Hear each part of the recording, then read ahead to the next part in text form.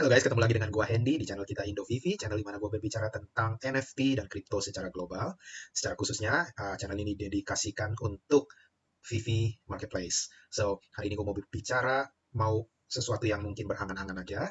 Again, it's just for fun. Kita ngelihat data-data aja, terus kita melihat proyeksi nilai NFT terutama di harga golden moment NFT-nya Vivi. So, again, this is just for fun. This is mimpi aja kita, mimpi dulu nggak apa-apa, gratis, berangan-angan.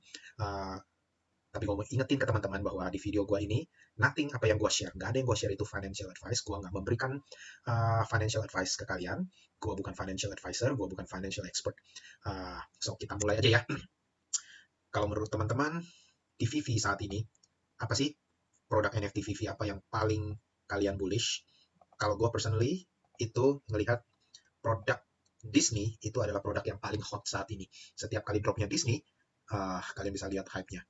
Oke, secara khusus tadi gue bilang gue mau bicara tentang harga dari Golden Moment punya NFT. And by the way, data ini gue dapetin dari YouTuber yang namanya Vivi Gems. Vivi, G-E-M-S, Gems. Nanti gue akan kasih linknya di description, karena ini bukan datanya gue cuma nyampein data aja. Jadi dia bikin charts tentang pergerakan harganya dari Golden Moment. Jadi kalian bisa lihat di sini, ini ada semua yang Golden Moment kan. Dari yang Homer, skateboard punya Elsa, Mickey, Wall-E, Pizza Planet Truck, Iron Man, Avengers logo, C-3PO, R2-D2 sama partner statue.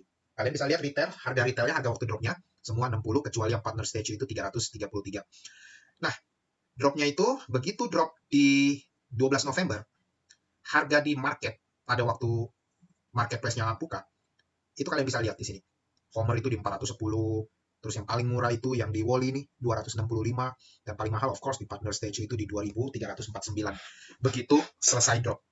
Nah, kalian bisa lihat kalau kalian jual pada waktu itu partner statue ya, kalau kalian dapat di kalian bayar di retailnya harga 333, terus kalian jual itu keuntungan kalian itu 605%.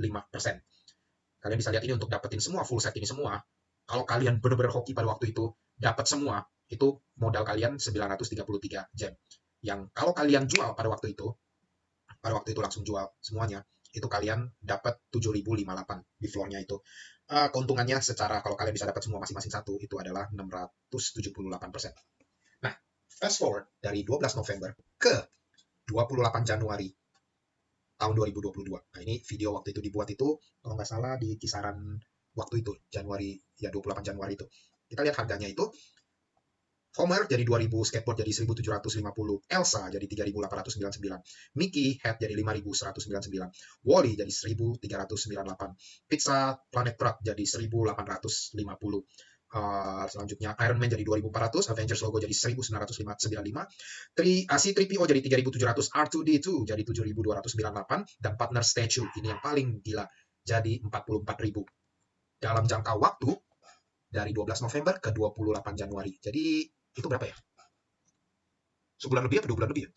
Ya kira-kira sebulan lebih lah ya. Hampir-hampir 2 bulan ya, kira-kira. Nah, jadi, actually lebih loh kalau dari 12 November. Jadi 2 bulan lah ya, kisaran dalam 2 bulan. Kalau kalian dapat dari drop, kita bicara kalian dapat dari drop ya, kalian hold.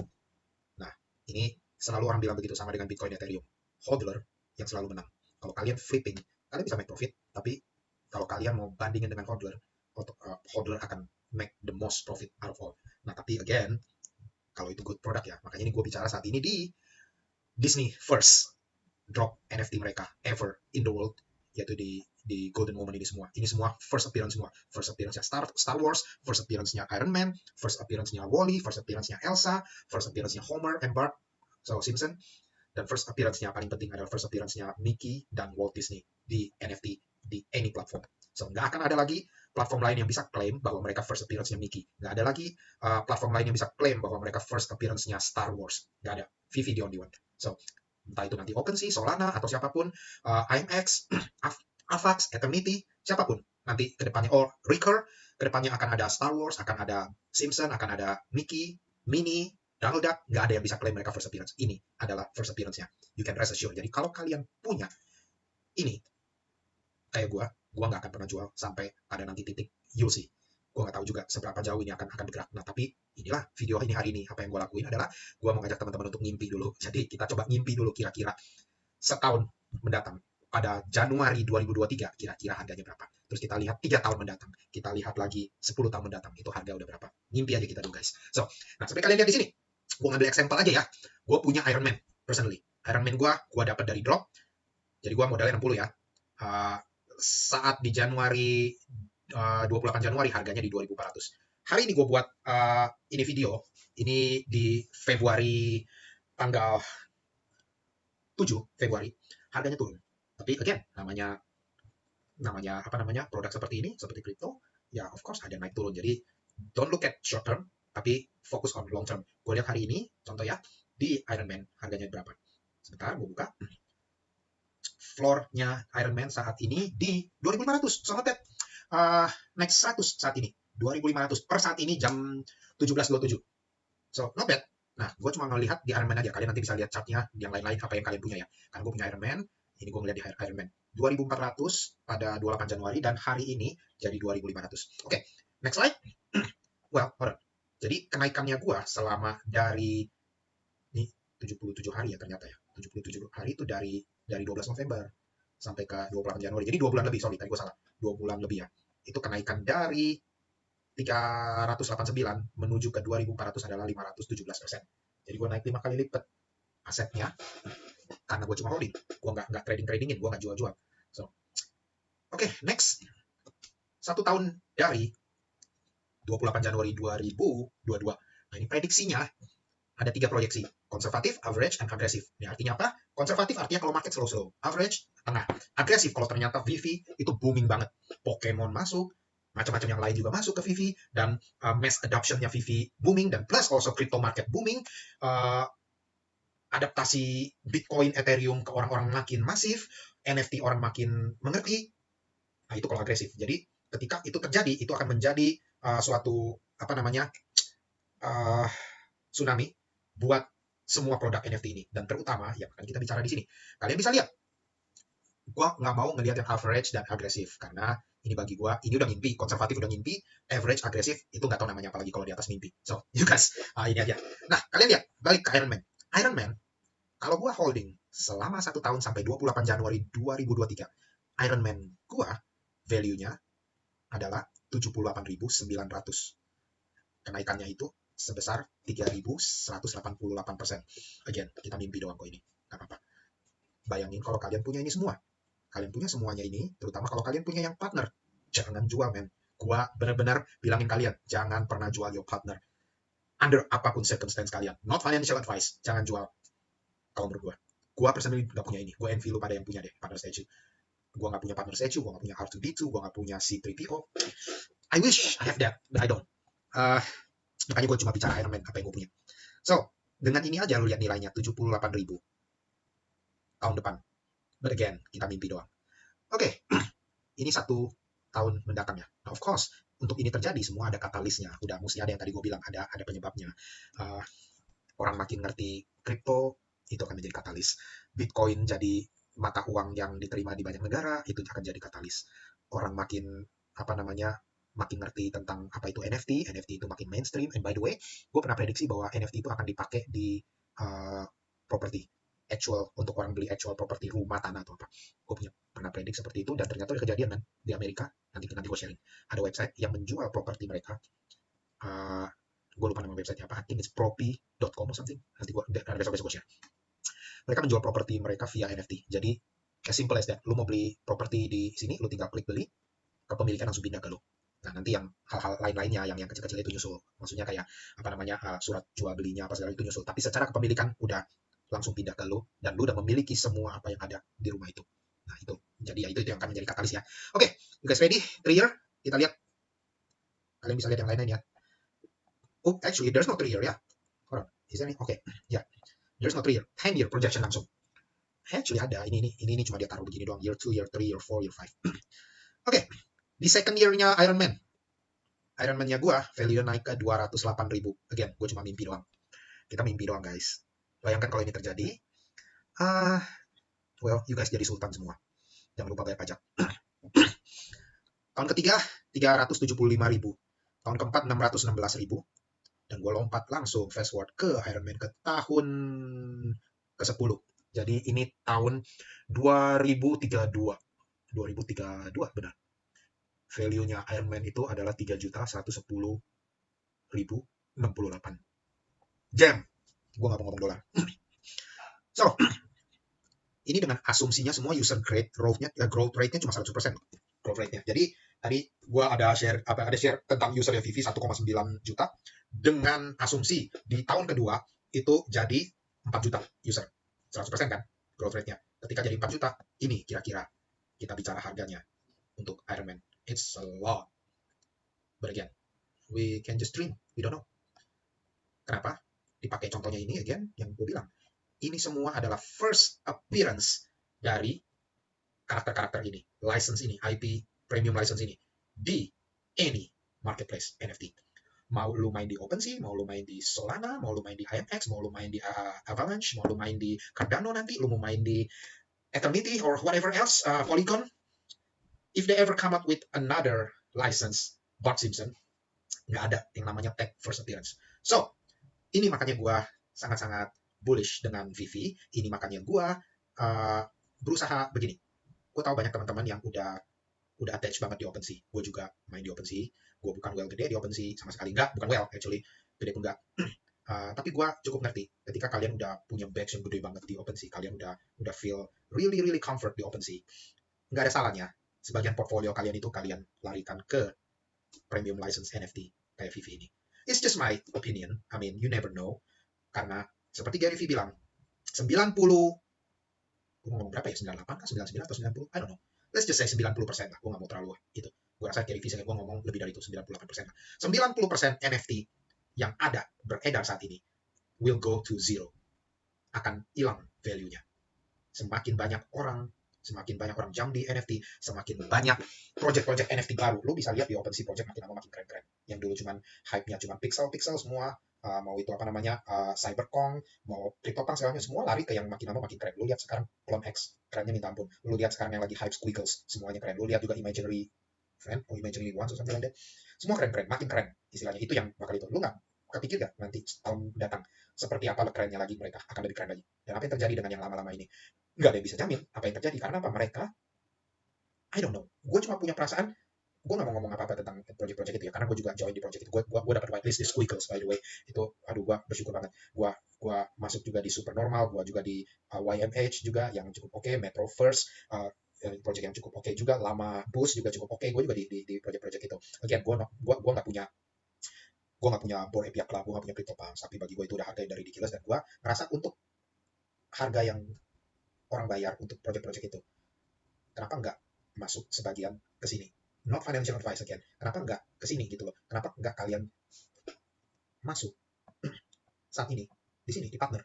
44.000 itu baru 10 Ethereum, guys. Belum 100 Ethereum di floor-nya Bored Ape Yacht Club saat ini. This is my opinion. Again, I might be wrong, tapi menurut gua adalah begini. License ini, Disney, mereka mau jaga muka mereka. Segala macam yang keluar produk mereka akan jaga. Mereka akan pelihara itu nama mereka. Nggak mungkin punya partner statue, the first NFT from Disney jadi nol. Nggak mungkin punya bagi gua. Lu mau ngomong apapun segala macam, ini hal yang kalau menurut gua nggak mungkin. Nggak mungkin punya Mickey punya NFT, the first appearance Mickey itu jadi nol. Itu bukan di situ. Yang mungkin Gary Vee ngomong adalah project-project yang nggak punya backing kuat. Karena itu, makanya kalian mesti ngeliat pergerakannya Gary Vee. Gary Vee invest a lot di Immutable X. Immutable X adalah platformnya Vivi saat ini.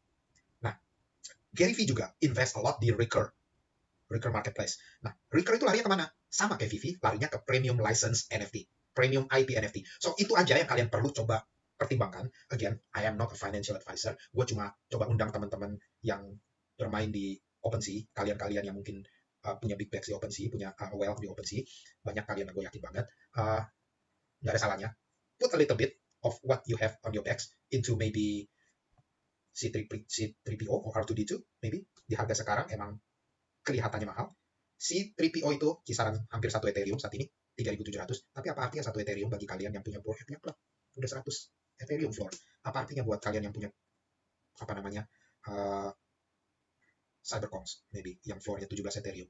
atau kalian yang punya banyak tanah di Sandbox, yang floornya Sandbox saat ini udah hampir 5 Ethereum. So, itu aja a little bit perkenalan gue tentang Vivi ke teman-teman. Mungkin gue berharap ini bisa bisa berguna buat kalian, bisa apa namanya buka pikiran kita semua. Gue open to everything. Gue segala NFT gue akan coba. Of course, nggak semuanya itu berhasil. Gue coba di IMX, gue coba di Solana, tapi untuk saat ini gue vakum di dua itu karena gue nggak melihat ada project yang sustain. Semua pada akhirnya hancur harganya. Mungkin awalnya bagus, tapi begitu nggak sampai 2 bulan, 3 bulan, harga udah langsung hancur semuanya.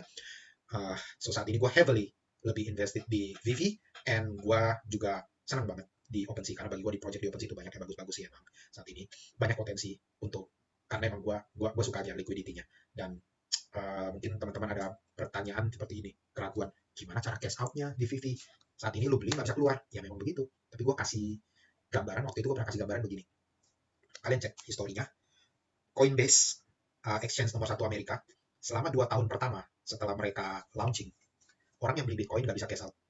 There is no way untuk cash out. Pada waktu itu, Bitcoin harganya 300-an dolar, kalau nggak salah.